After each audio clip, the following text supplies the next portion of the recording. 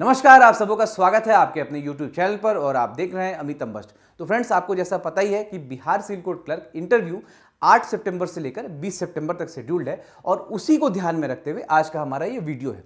आप स्लाइड पर देख रहे होंगे, यहाँ लिखा ही हुआ है इंटरव्यू एसेंशियल्स। कहने का मतलब इंटरव्यू के दौरान जितनी भी चीज़ें हैं जो एसेंशियल हैं, जो जरूरी है, उन पर आज का हमारा ये वीडियो होने वाला है। आप उस दिन सुबह उठते हैं, जो भी अपना रूटीन को पूरा करते हैं, उसके बाद आप वेन्यू पे जाते हैं। वेन्यू में जिस तरीके से आप वेट करते हैं, उसके बाद आप बोर्ड के सामने जाते हैं, वहां पर आप डिस्कशन करते हैं, क्वेश्चन आंसर करते हैं, उसके बाद आप निकलते हैं। तो इन तमाम ये जो आप इवेंट्स देख रहे हैं, तो इस तमाम इवेंट्स को किस तरीके से किया जाए, किस तरीके से हम लोग को उस दिन फाइनल करना है कि आपका इंटरव्यू बहुत ही बेहतरीन तरीके से हो और आपका सिलेक्शन 100% हो जाए। तो चलिए, इसी पे आज का हमारा ये वीडियो है। इसमें हम लोग देखेंगे कि किस तरीके से पर्सनल डिटेल के बारे में आपको डिस्कस करना है, इंट्रोडक्शन किस तरीके से देना है, आपके सब्जेक्ट मैटर पर कितना बात करना है, करंट में क्या क्वेश्चन पूछे जा सकते हैं और जनरल नॉलेज के किस तरह के क्वेश्चन पूछे जाएंगे, आपका अपीयरेंस कैसा होगा, आपका ड्रेसिंग सेंस कैसा होगा, आपके ड्रेस कैसे होंगे, शूज कैसे होंगे, आप वहां पर बैठे होंगे तो आपका फेशियल एक्सप्रेशन कैसा होना चाहिए, आपका काउंटेनेंस कैसा होना चाहिए। तो ईच एंड एवरीथिंग पे आज हम लोग डिस्कस करेंगे। वीडियो को पूरा जरूर देखिएगा और आपको इसमें बहुत ही अच्छा रिजल्ट मिलेगा, दैट्स फॉर श्योर। तो वीडियो को शुरू करने से पहले आप जरूर इसको लाइक शेयर और सब्सक्राइब बिल्कुल कर लें। तो चलिए आगे हम लोग बढ़ते हैं। देखिए, आज हम लोग 3 चीजों पर बात करेंगे फ्रेंड्स इंटरव्यू से एसेंशियल्स में।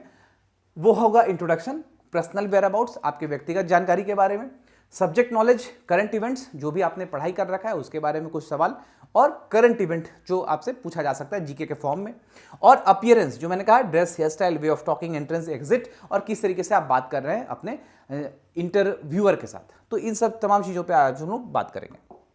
तो चलिए, हमारा वीडियो अब मेनली स्टार्ट होता है।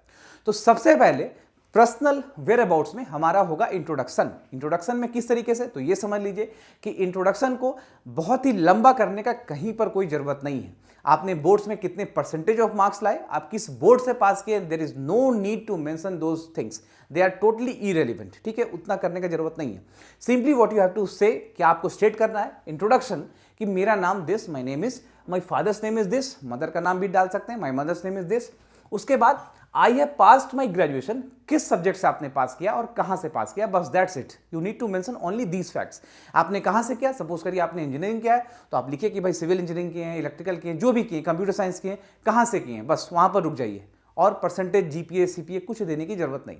उसके बाद moreover I have completed my schooling, आप स्कूल कहां से किए, फ्रॉम इतना, किस स्कूल से आप पास किए। इसमें भी आपको नहीं बताना कि किस साल आपने पास किया, कितने परसेंटेज आपने लाया, ये बिल्कुल रिक्वायर्ड नहीं है। क्यों रिक्वायर्ड नहीं है, तो ये भी समझ लीजिए कि जब आपका ये ब्रोश्योर आया था, आपका नोटिस आया होगा, तो वहां पर ऑलरेडी मेंशन है कि भाई 45% या 50% या 55% जो भी वहां पर एलिजिबिलिटी होगा, अगर आप उतना लाए हैं तो आप ये फॉर्म भरिए। तो वो अंडरस्टूड सी बात है और इंट्रोडक्शन में बहुत लंबा करने की जरूरत भी नहीं है। यहां हो गया। और अगर if you are working anywhere, अगर आप कहीं पर काम कर रहे हैं और काम कर चुके हैं, तो थोड़ा बहुत फैक्ट्स डाल सकते हैं। ठीक है, और अगर आप नहीं चाहते हैं कि वो क्वेश्चन आपसे नहीं पूछे जाएं, तो आप फिर उसको मेंशन मत करिए। लेकिन अगर आप कहीं वर्किंग है, काम कर रहे हैं ऑलरेडी, तब तो फिर आपको बताना ही पड़ेगा। एक लाइन में बता दीजिए कि आप कहां काम कर रहे हैं और किस चीज पे काम कर रहे हैं। उसके बाद देखिए मीनिंग ऑफ योर नेम, ये काफ़ी ट्रेडिशनल है but yet it's very important. Meaning of your name, आपका नाम जो भी है, उस नाम के बारे में उसका मीनिंग जरूर जाने कि उसका मतलब क्या होता है। ठीक है, क्योंकि हो सकता है अगर आप जैसे ही बोलेंगे माय नेम इज दिस, तो तुरंत आपसे बोर्ड में जो बैठे होंगे पैनल, वो पूछा जा सकता है कि क्या नाम है, डू नो, क्या इसका मीनिंग होता है, what is the meaning of your name. तो वहां पर आपको रुकना नहीं है, आप बिल्कुल जवाब देना है। उसके बाद भारत में या बिहार में या फिर डिस्ट्रिक्ट में आप जा रहे हैं इंटरव्यू देने के लिए, वहां पर आपके नाम के कोई फेमस पर्सनालिटी अगर है तो उनके बारे में भी एक आप जानकारी बिल्कुल रख लें, हो सकता है कि पूछा जाए। ठीक है, बहुतों का नाम ऐसा होता है। अब आइए, आपके पेरेंट्स के ऑक्यूपेशन के बारे में बात करना है। अब यहां पर क्या है ऑक्यूपेशन, अगर आपके पेरेंट्स किसी पीएसयू में काम करते हैं, बैंक में काम करते हैं या फिर कहीं और कुछ काम करते हैं, तो वो जानकारी दे देना है। और उस संस्थान के बारे में जहां वो काम कर रहे हैं उसके बारे में थोड़ा नॉलेज आपको रखना है। संस्थान क्या करती है, हेडक्वार्टर कहां पर है, उसके हेड कौन होते हैं, तो इस तरह की चीजें। अगर पेरेंट्स नहीं कुछ कर रहे हैं, मान लीजिए घर का कुछ काम कर रहे हैं, बिजनेस है या फार्मिंग का काम करते हैं, तो भी उसका बहुत ही प्राउड तरीके से अच्छे से आप बात कर सकते हैं, किसी प्रकार की दिक्कत नहीं है। उसके बाद यो सिबलिंग इंट्रोडक्शन, सिबलिंग इंट्रोडक्शन, आपके जो भाई बहन हैं, इमीडिएट भाई बहन, तो उनके बारे में आप जानकारी दे सकते हैं। ठीक है, कि वो क्या कर रहे हैं, नहीं कर रहे हैं, तो इस तरह का आप इन्फॉर्मेशन बिल्कुल ही डाल सकते हैं। अगर आपके भाई बहन ऑलरेडी कोर्ट में काम कर रहे हैं, एज ए स्टाफ काम कर रहे हैं, या फिर कोई मैजिस्ट्रेट हैं या फिर कोई जज हैं, तो उसके बारे में भी आप लोग डिस्कशन कर सकते हैं कि इस तरह है और इसीलिए that is what motivated me to come in this institution. इस तरह का बात आप कर सकते हैं। आइए आगे बढ़िए। देखिए, इसके लास्ट में हम लोग ये देखेंगे, इस स्लाइड के लास्ट में, वीडियो के अंत में, कि कौन सी ऐसी चीज़ें हैं जो बिल्कुल ही आपको नहीं करना, you don't have to do those things, ठीक है, उसको करना ही नहीं, उसको भी हम लोग देखेंगे। आगे बढ़िए। अब आइए ग्रेजुएशन पेपर के बारे में हम लोग बात कर रहे हैं। अब हम लोग सब्जेक्ट मैटर के स्लाइड पर आ चुके हैं। तो ग्रेजुएशन पेपर एनी सब्जेक्ट्स या इंजीनियरिंग, कुछ भी आपका ग्रेजुएशन पेपर में है, आप अगर ह्यूमैनिटी से आपने किया, आपने साइंस से किया या आपने इंजीनियरिंग टेक्नोलॉजी से किया है, तो उसके लिए क्या क्वेश्चन देखिए। A very basic and fundamental knowledge, again very basic and fundamental knowledge का मतलब, लेट्स से एन एग्जांपल, अगर आपने कंप्यूटर साइंस इंजीनियरिंग कर रखा है, आईटी से कर रखा है, तो आपको बिल्कुल programming language this that you don't need to learn those things, आपको प्रोग्रामिंग नहीं देगा, वहां पर कोडिंग कराने नहीं देगा। लेकिन व्हाट दे कैन आस्क, तो क्या पूछा जा सकता है, आर्टिफिशियल इंटेलिजेंस क्या है, अभी के टाइम में ये चल रहा है, बहुत पूछा जा सकता है। चैट जीपीटी क्या है, पूछा जा सकता है। परप्लेक्सिटी ऐप क्या है, ये पूछा जा सकता है। अब देखिए होता क्या है ना, कि जो आपके इंटरव्यू ले रहे होंगे, अगर वो डेली के काम में सपोज करिए चैट जीपीटी का सपोज करिए अगर यूज़ कर रहे हैं, तो डेफिनेटली वो पूछ सकते हैं कि आपको पता है कि नहीं चैट जीपीटी है क्या है, जो कि आप कंप्यूटर से पढ़ाई किए, आईटी से पढ़ के रखें। तो इस तरह की जो भी चीज़ें जो हैं बहुत छोटी छोटी, but it is very important, और अभी के टाइम में उसका बहुत रेलिवेंस है और हर लोग उसका काम यूज़ कर रहा है, काम कर रहा है। तो उसके बारे में जानकारी रखना है कि चैट जीपीटी क्या है, परप्लेक्सिटी ऐप क्या है, एआई क्या है, भारत इसमें क्या कर रहा है। तो थोड़ा बहुत आपको ये नॉलेज रख लेना है, बहुत अंदर नहीं घुसना है, बट ये सब जानना है। कंप्यूटर की बात करें तो आप अगर मैकबुक की बात कर रहे हैं, एप्पल की बात कर रहे हैं, विंडोज़ की बात कर रहे हैं, तो कौन सा लेटेस्ट वर्जन है, इस तरह का। मोबाइल फ़ोन अगर आप रखे हुए हैं तो कौन सा लेटेस्ट वर्जन है, तो इस तरह का नॉलेज, और बहुत ज़्यादा नहीं। आप अगर मैकेनिकल इंजीनियरिंग से आए तो मैकेनिक्स में जो भी एकदम बिल्कुल ही बेसिक और फंडामेंटल है, जिसको सब कोई जानता है, उस तरह के क्वेश्चन को आपको करके आना है। ह्यूमैनिटीज़ की बात करें तो ह्यूमैनिटीज़ में आपको मॉडर्न इंडिया को थोड़ा देख के चलना है, ये पूछा जा सकता है, क्योंकि देखिए होता क्या है कि हिस्ट्री ह्यूमैनिटीज़ का जो पेपर है वो बहुत अच्छे से ऑलरेडी ये लोग को जानकारी होती है जो वहाँ पर बैठे हुए हैं, पॉलिटी और ये हिस्ट्री वगैरह। तो इसलिए हिस्ट्री के मॉडर्न इंडिया को अच्छे से कंप्लीट आप करके रखिएगा, जो दिक्कत नहीं हो। मॉडर्न इंडिया में क्या, तो मॉडर्न इंडिया में बिल्कुल ऊपर ऊपर की बातें, कब हुआ है, क्या है, पता है, ये इसको क्या बोलते हैं। सपोज करिए आपसे पूछ दिया कि बताओ दिल्ली सल्तनत का जो साम्राज्य था कब से कब तक है, बस यहाँ तक। अब ऐसा आपसे नहीं पूछेगा कि खिलजी डायनेस्टी का जो 5वां रूलर था उसका नाम बताइए, उस तरीके से नहीं पूछेगा। सपोज करिए अगर 1320 से लेके जो भी इतिहास है दिल्ली सल्तनत का, एग्जैक्ट मुझे याद नहीं आ रहा है, लेकिन जितना भी टाइम चलता है ये, तो उस बीच आपसे पूछ सकता है कि बताओ तुगलक डायनेस्टी, तो उसका फाउंडर कौन है, उसका कौन इस्टेब्लिश किए थे। तो इस तरह का क्वेश्चन आपसे पूछ सकता है, बहुत अंदर नहीं, ऊपर ऊपर। हिस्ट्री की बात हो गई। पॉलिटी के अगर आप स्टूडेंट हैं अगेन, तो पॉलिटी में कुछ जो आपके फेमस स्कॉलर्स वगैरह हैं, उनका क्या थ्योरीज है पॉलिटिकल साइंस में, ये आपको करके रखना है, और ये बहुत इंपॉर्टेंट है, पूछा जा सकता है। और इंडियन पॉलिटी में तो दिक्कत ऑलरेडी किसी को नहीं होगी, आप लोग सब लोग जानते ही हैं। और खास करके जुडिशरी के बारे में बिल्कुल आप लोग पढ़ के जाएं, high court, supreme court, lower court, लोक अदालत, ये सब क्या है, किस सेक्शंस में लिखा गया है। और अगर आप जुडिशरी की बात करें तो डीएलएसए जो होता है, DALSA, district legal service authority, article 39 को आप देखिएगा, 39A को देखिएगा, तो वो सब आप बिल्कुल ही करके जाएं कि किस तरीके से डीएलएसए का रोल बढ़ा है, किधर तो एक्सेस दिला रहा है आपको जस्टिस की ओर, एक्सेस दिला रहा है। जितने भी रिमोट एरियाज में लोग रह रहे हैं उनको एक अवेयरनेस मिल रहा है कि क्या क्या लीगल आपका राइट्स है, किस तरीके से आप अपने आप को रिप्रेजेंट कर सकते हैं। पैसा नहीं होने के बावजूद आपको ये सारी फैसिलिटीज़ दी जाएंगी और आपको सरकार प्रोवाइड कराती है। तो ये सारा चीज़ है, ये सब आपको करके जाना है, ठीक है। अब है कि no need to go through deep learning, वही जो मैंने आपको कहा वही लिखा हुआ है कि डीप लर्निंग में नहीं जाना है। ओवरव्यू योर इंस्टीट्यूट्स इंट्रोडक्शन, आप जिस इंस्टीट्यूशन से पढ़ रहे हैं उसका थोड़ा ओवरव्यू।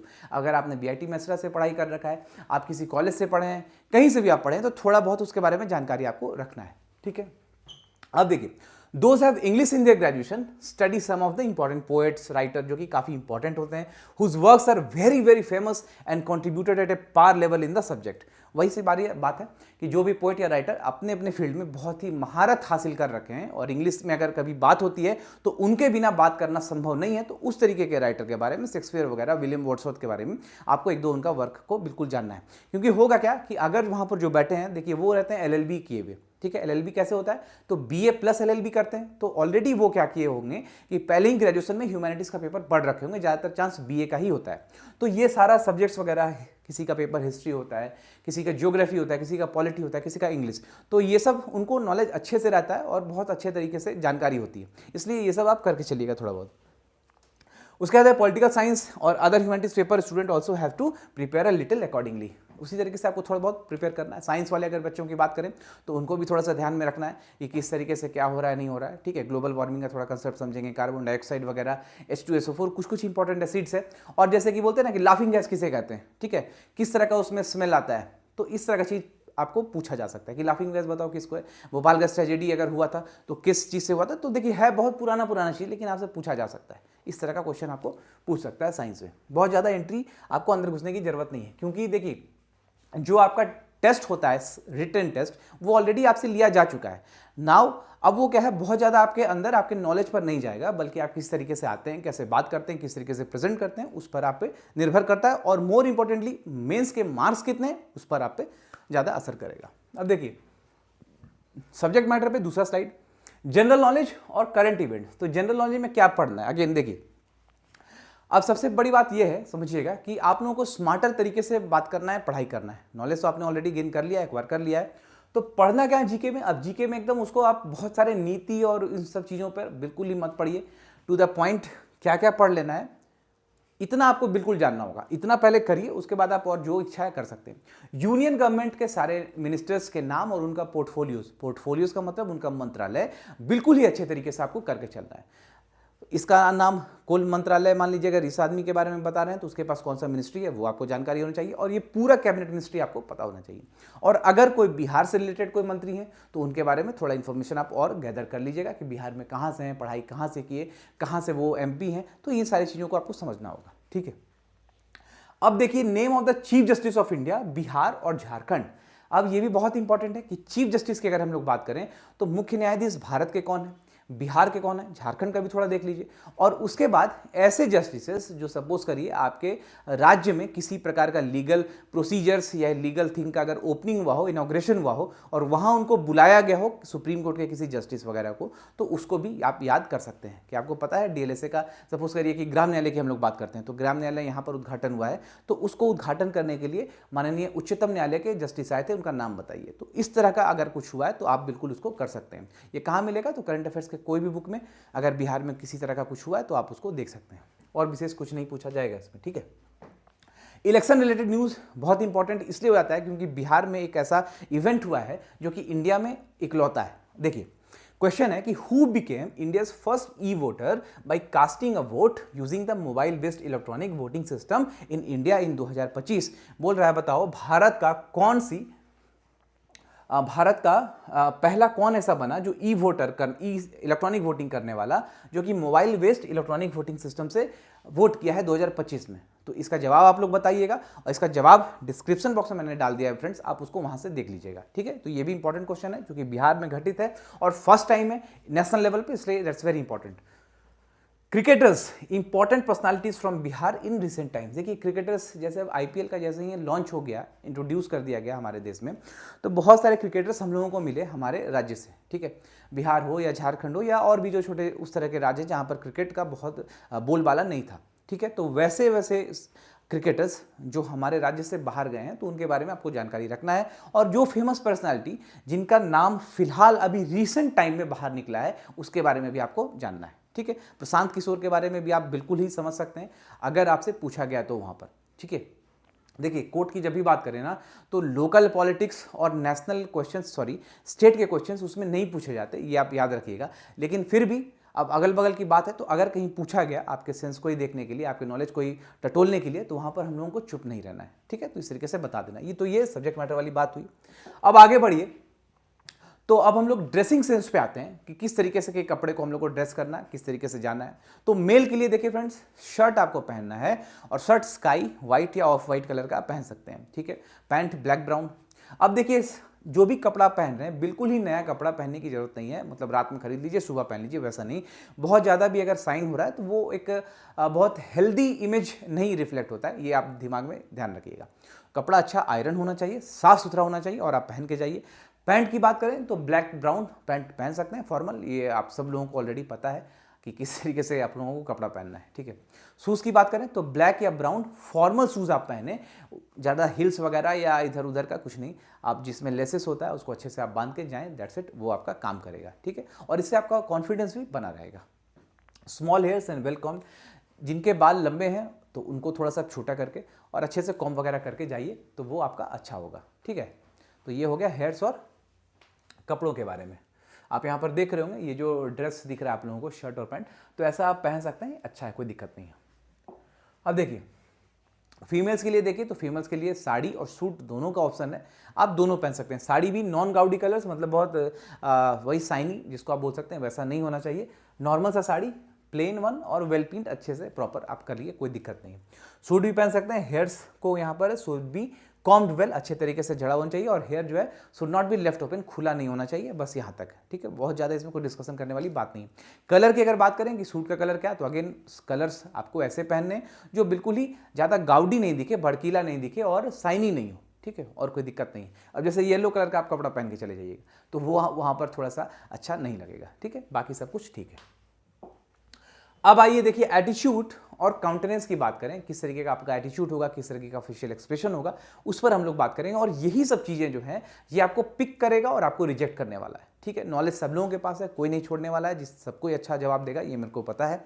तो चलिए देखिए, अब जब कभी भी आप इंटरव्यू में जा रहे हैं तो याद रखिएगा, यूट्यूब में कुछ वीडियोस मैंने देखा है कि एटीट्यूड वाला वीडियो, कि एटीट्यूड इज़ मोर इंपॉर्टेंट और बहुत अलग अलग बात। यहाँ पर लेकिन आप जा रहे हैं तो एटीट्यूड को थोड़ा सा हिसाब से रखना है, और किस तरीके से रहना है, तो भैया वेरी पोलाइट होकर रहना है, शांति से आराम से ग्रेटिट्यूड का फीलिंग शो करते हुए आपको बैठना है, अच्छे से रहना है, ठीक है। उसके बाद फेशियल एक्सप्रेशन की बात करें, जो काउंटेनेंस में बोल रहा हूँ, तो चेहरे का एक्सप्रेशन कैसा होगा, शुड बी वेल कंपोज्ड और wear a little smile every time. कहने का मतलब ये हो गया कि चेहरे का जो एक्सप्रेशन होगा वो बहुत, आप ऐसा नहीं है कि पूरा एकदम हंसते रहिए, दांत पूरा दिखाइए, वैसा नहीं है, या फिर आप बहुत गंभीर मुद्रा में भी, वैसा भी नहीं। एक हल्का सा स्माइल इतना कि दांत आपके नहीं दिखे, उतना स्माइल करते रहिए और जवाब देते रहिए, बस that will work more than anything. चलिए अब देखिए हम लोग को एंट्री किस तरीके से करनी है, ठीक है। हम लोग सब बात कर रही है, अब एंट्री कैसे करना है, तो एंट्री बड़े ही पॉजिटिव वे में, अपने आप को कहीं, पॉजिटिव का क्या मतलब हो गया कि कुछ पॉजिटिव लगाना, वो नहीं। पॉजिटिव का मतलब ये हो गया कि बिल्कुल आपका जो अंदर का जो भी आपका फीलिंग्स है, अंदर का जो भी आपका कॉन्फिडेंस है, वो दैट शुड बी रिफ्लेक्टेड, वो आपको दिखना चाहिए। और पॉजिटिविटी, आप आ रहे हैं तो बिल्कुल अच्छे से आइए, फेस टू फेस देखते हुए आइए, सर को नीचे झुका के या फिर ऊपर पंखा को देखना है, ये सब कुछ नहीं करना है, और उसी तरीके से घुस जाइए, उसी को मैंने कहा है पॉजिटिव वे में। Walk in natural way, natural way का मतलब जैसे आप चलते हैं आराम से वही चलिए, ऐसा कोई रस नहीं करना है कि इंटरव्यू का आपको बैठना है तो दौड़ के बैठ जाइए या फिर थोड़ा इधर उधर, वो नहीं, एकदम नॉर्मल तरीके से जैसे आप चलते हैं धीरे धीरे चल के अंदर आइए, बस। Don't sit until you are asked to, जब तक आपको बोला नहीं जा रहा है कि बैठ जाओ, you just remain stand up, आप खड़े रहिए। उसके बाद while sitting do not adjust chair. देखिए अगेन ये बहुत ही छोटी छोटी बातें हैं, लेकिन आपको इसको पकड़ लेना है। अब आप जब बैठ रहे हैं ना, तो आपको बिल्कुल चेयर वगैरह सेटिंग नहीं करना है, ठीक है, कि वो थोड़ा सा आगे पीछे, वो बिल्कुल ही मत करिएगा, बिल्कुल ही मत करिएगा चेयर वाली बात। जैसे चेयर है आप आराम से बैठ जाइए। उसके बाद put your legs and hands in a correct posture. इसका मतलब हो गया कि अपने पैर और हाथों को करेक्ट पोस्चर में रखें। कहने का मतलब कि आप चेयर में बैठे हैं तो पीछे होकर नहीं बैठ जाइए, एकदम आराम से हाथ को अपना ऐसे करके अपने पैर पे रखे रहिए, और आई टू आई थोड़ा देखते चलिए उनको। चलिए आगे बढ़िए। अब आइए कि ड्यूरिंग इंटरव्यू एक्टिविटी, मतलब जब आपका इंटरव्यू शुरू हो चुका है, आप जब बोर्ड के अंदर घुस चुके हैं, दरवाजा खोलकर आप बैठ चुके हैं चेयर में, तो उसके बाद जब आपसे प्रश्न वगैरह पूछे जा रहे हैं तो उस समय किस तरीके का व्यवहार और किस तरह का आचरण और किस तरीके का आपको बॉडी लैंग्वेज को रखना है, उस पर हम लोग बात करेंगे। That is during interview activity. Wait to complete the questions asked by the learned judges, even if you have understood the question before its completion. जैसे आपसे कोई सवाल पूछा जा रहा है, लेट्स से एग्जाम्पल कि who is the president of India, ठीक है, तो आपको जैसे ही बोला गया प्रेसिडेंट, अब वो उनका क्वेश्चन आगे बढ़ता कि ऑफ इंडिया, तो आप पहले ही उसका जवाब देने लगे या फिर खुश हो गए, बहुत ज़्यादा एक्साइटमेंट। उसको नहीं करना है, जस्ट होल्ड योर नर्व्स, वहाँ पर अपने आप को रोक के रखना है, और उनके प्रश्न को एक बार पूरा हो जाने दीजिए, और don't ever let them know, उनको कभी ऐसा फील मत होने दीजिए कि अरे इतना सिली क्वेश्चन आप क्यों पूछ रहे हैं, this is so silly question, और हमको लोग को तो पता ही है। तो इस तरीके का कभी भी आपको आंसर अपने तरफ से, अपने चेहरे के माध्यम से उनको एक्सप्रेशन के रूप में नहीं दिखाना है, ठीक है। वो जो भी पूछ रहे हैं, लेट द क्वेश्चन फिनिश, एक बार क्वेश्चन को फिनिश हो जाने दीजिए, उसके बाद आप बताइए, ठीक है। बी पेशेंट, पेशेंस रखना है। डोंट शो ओवर एक्साइटमेंट और your nervousness to the board. Over excitement नहीं दिखाना है। क्वेश्चन आपसे पूछा गया, मान लीजिए एक क्वेश्चन पूछा गया, आप बता दिए, दूसरा भी पूछा गया, बता दिए, तीसरा भी क्वेश्चन ऐसा पूछा गया जो आपके जुरिस्डिक्शन में है, आप बता सकते हैं, तो उसमें एक्साइटमेंट नहीं दिखाना है कि ओ माय गॉड मेरे को पता है और जल्दी जल्दी कुछ बोलने लगिए, ऐसा कुछ नहीं। संभाल के, समझ के रखिए, everything will go accordingly. Make a proper eye contact and make sure it's not a harsh one. इसका ये भी मतलब समझिए कि आई कॉन्टैक्ट तो बनाना है, लेकिन आई कॉन्टैक्ट बहुत कड़ा नहीं होना चाहिए, it's not be a very harsh one. अच्छा से, प्यार से, धीरे धीरे आप देखते चलिए, काम आगे बढ़ता जाएगा। आगे बढ़िए। अब देखिए, ड्यूरिंग इंटरव्यू एक्टिविटी का ही चौथा पॉइंट में हम लोगों ने ये बनाया है कि during delivering your answer avoid fidgeting. Fidget का मतलब हो गया कि हिलना डुलना नहीं है, आपको जो बोल रहे हैं आप आराम से बात करिए। ज़्यादा हिल डुल जैसे होता है ना कि कुछ बोल रहे हैं, हाँ एक बात और समझिए कि बोलने के क्रम में हाथ वाथ बहुत हिलाना, वहाँ पर ये अच्छा नहीं होगा, क्योंकि you are not going to explain them. आप वहाँ पर उनको एक्सप्लेन नहीं कर रहे हैं, कुछ समझा नहीं रहे हैं, you are just giving the answer that is being asked by the board members, बस इतना कर रहे हैं। तो फिजिट नहीं करना आपको। If you don't know the answer politely से सॉरी और आई डोंट रिमेंबर और आई एम अनअवेयर ऑफ इट। अगर आपको किसी प्रश्न का उत्तर नहीं पता है, जो कि बहुत ही कॉमन है, होगा ऐसा, हो सकता है और होगा ही, आपको सॉरी बोल देना है या आपको बोलना है कि आई डोंट नो सर, मेरे को नहीं पता है और आई एम अनअवेयर ऑफ दिस। ठीक है, कुछ वैसा अगर करंट का बात आपसे पूछ दिया गया तो आप बोल सकते हैं कि sorry sir but I am unaware of this. हो गया फाइनल। छठा, when you are told to go after your interview is over, जब आपको कहा जाएगा, इंटरव्यू जब हो जाता होगा, आपको बोला जाएगा ठीक है नाउ यू कैन गो, तो स्टैंड स्लोली, धीरे खड़ा होना है and walk normally towards the door, आराम से चल जाइए। डू नॉट रश, देखिए अगेन यहाँ पर दौड़ना नहीं है, डोंट रश, तेजी से नहीं भागना है। ग्रीट अगेन एंड गो, और हो सके तो फिर से उनको ग्रीट कर दीजिए।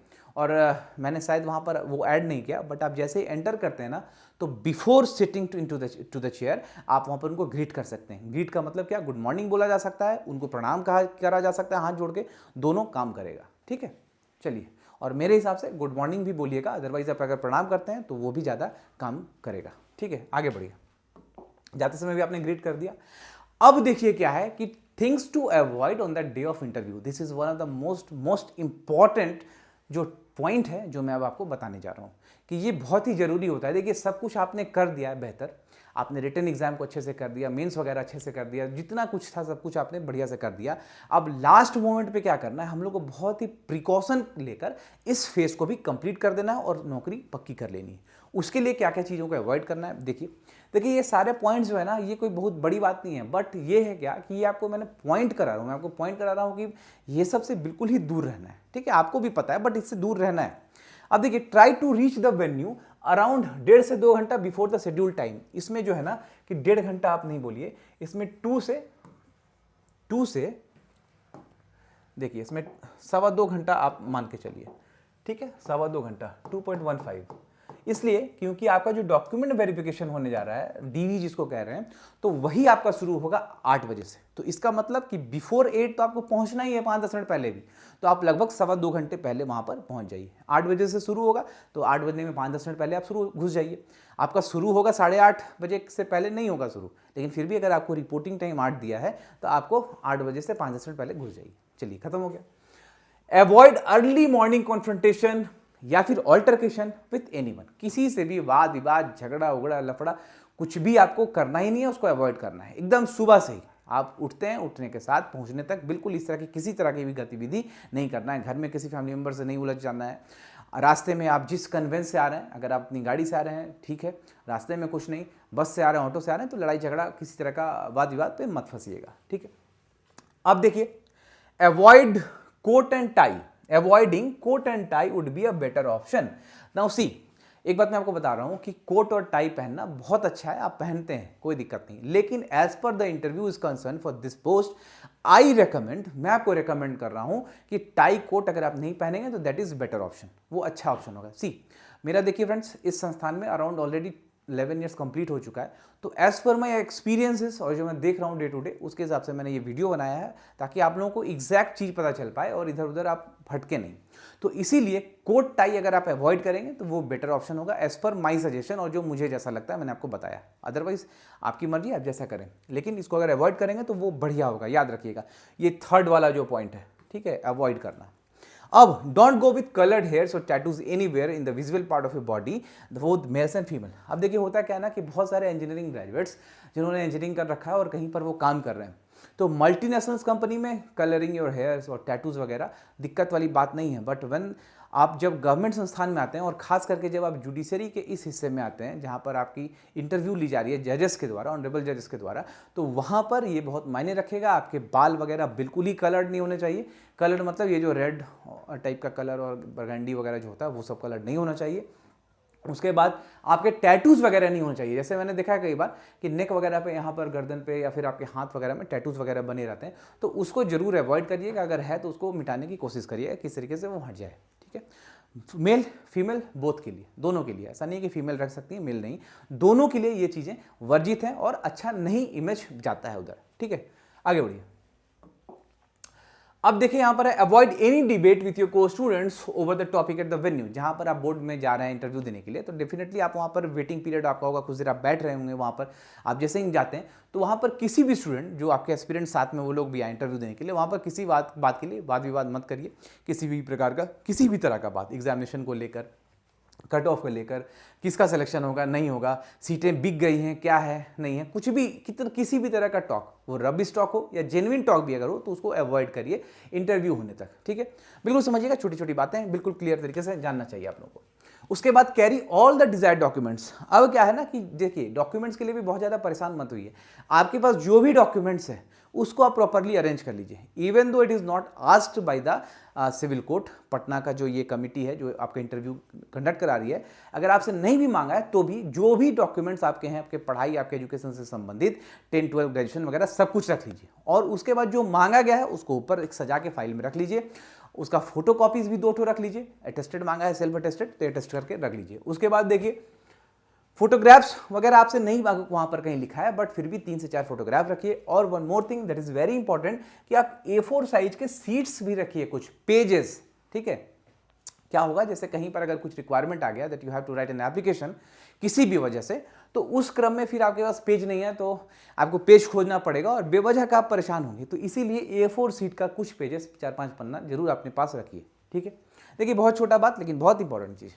Never criticise anyone if you have work experience और वर्किंग समवेयर। ठीक है, और हैव वर्क समवेयर, इसका मतलब जब इंटरव्यू आपका हो रहा होगा, ये पॉइंट एक्चुअली वहां लिखते तो अच्छा था, लेकिन फिर भी ये हम लोग थिंग्स टू अवॉइड के अंतर्गत लिखे हैं तो सब एक जगह आ गया। देखिए जब आपका इंटरव्यू चल रहा होगा तो आप अगर कहीं पर काम करके आए हुए होंगे या फिर आप काम कहीं कर रहे होंगे, तो उसके जानकारी देने के क्रम में कभी उस इंस्टीट्यूशन, उस ऑर्गेनाइजेशन, वहाँ के हेड, वहाँ के आपके इमीडिएट बॉस के बारे में क्रिटिसाइज आपको बिल्कुल नहीं करना है। ठीक है, ना संस्थान के बारे में, ना आपके जो सीनियर है उनके बारे में।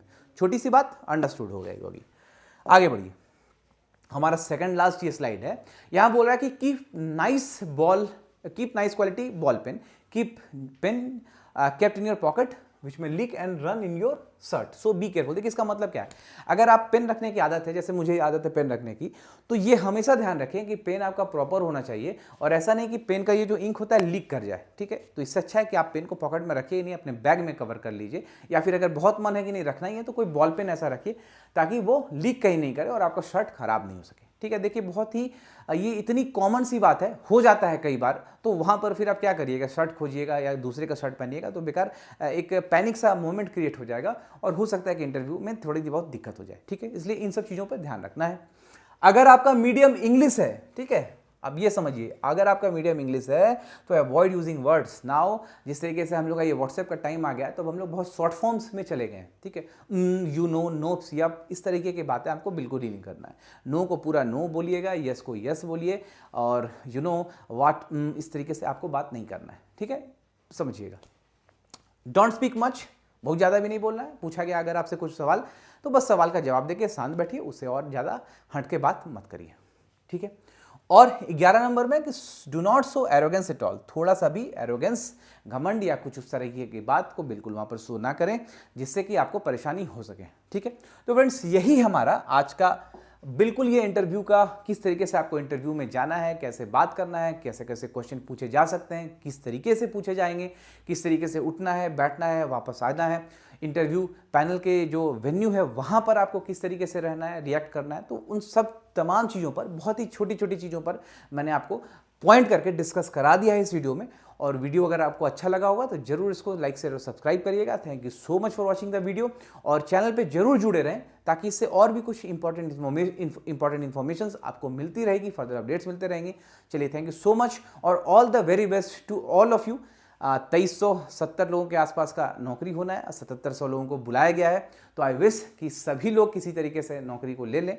और बिल्कुल all the very best to all of you. Interview अच्छे से दीजिए, कॉन्फिडेंस में दीजिए, एकदम एब्यूलेंट नेचर में पॉजिटिविटी को लेकर जाइए, और definitely success will be yours. You are not going to be rejected by the civil court panel.